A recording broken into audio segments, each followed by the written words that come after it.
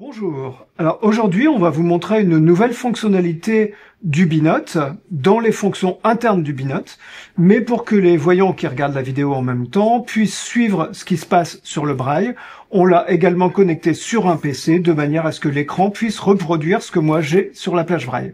Ça, on avait expliqué dans des vidéos précédentes, hein, vous n'aurez qu'à vérifier. Alors, donc, la fonction Wikipédia va permettre en fait de faire des recherches sur Wikipédia. Alors, ça peut servir à des élèves en classe ou évidemment les adultes, hein, pas de problème.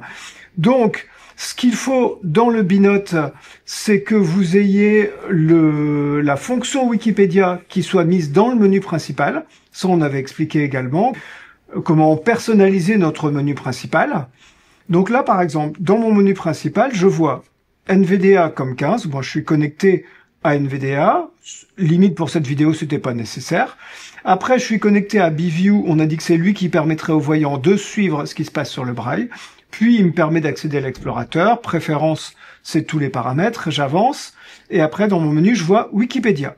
Donc, j'ai choisi de voir Wikipédia dans le menu principal pour y accéder. Je clique dessus. Et j'arrive sur rechercher. Donc là, je vais taper ce que je recherche. Alors juste un petit clin d'œil, là, rigolo, à nos anciens clients. S'il y en a qui ont utilisé les notes braille ou Clio il y a 30 ans, ils se souviennent que notre super fichier d'exemple, c'était Molière de son vrai nom, Jean-Baptiste Poquelin. Alors là, petit clin d'œil, on va chercher Molière également, c'est rigolo. Donc, je suis dans rechercher, je tape Molière, et directement apparaissent des suggestions. Donc là, je suis dans mon champ d'édition, je fais juste entrer, je passe au champ des suggestions. Donc il me propose Molière tout court, je suppose que c'est là où j'aurai vraiment sa vie, exactement ce qu'il a fait, etc. Mais si je fais flèche bas, je peux avoir d'autres choix. Alors j'ai quoi? J'ai Don Juan ou Le Festin de Pierre. J'ai, ah bah oui, la Nuit des Molières, etc. Bon, donc là j'ai plusieurs suggestions. Je vais remonter sur celle qui me paraît la plus basique, hein, Molière tout court. Je suppose que ça va être la fiche sur sa vie. Je fais entrer. Tac. Et voilà.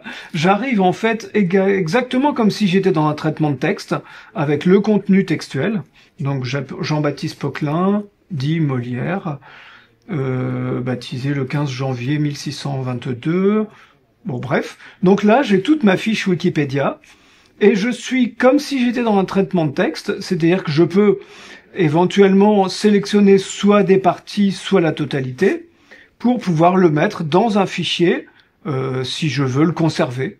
Donc par exemple là, si je fais CTRL-A, la fonction pour sélectionner tout, comme ça on fait rapide, CTRL-C pour copier, tac, et puis je m'en vais dans mon menu principal, je vais sur l'explorateur, je vais faire menu fichier nouveau, texte, et je vais l'appeler Molière, bref, je rentre dedans, et je fais CTRL-V pour le coller, et si je reviens au début, j'ai bien Jean-Baptiste Poquelin, dit Molière, etc. Donc le texte que j'avais tout à l'heure. Donc si je veux le conserver, je fais juste menu, fichier, fermer. Donc oui, non, annulé. Voulez-vous sauvegarder? Je fais oui. Et voilà, j'ai conservé ma recherche si j'en ai besoin plus tard. Donc, n'hésitez pas à utiliser cette fonctionnalité, et à bientôt.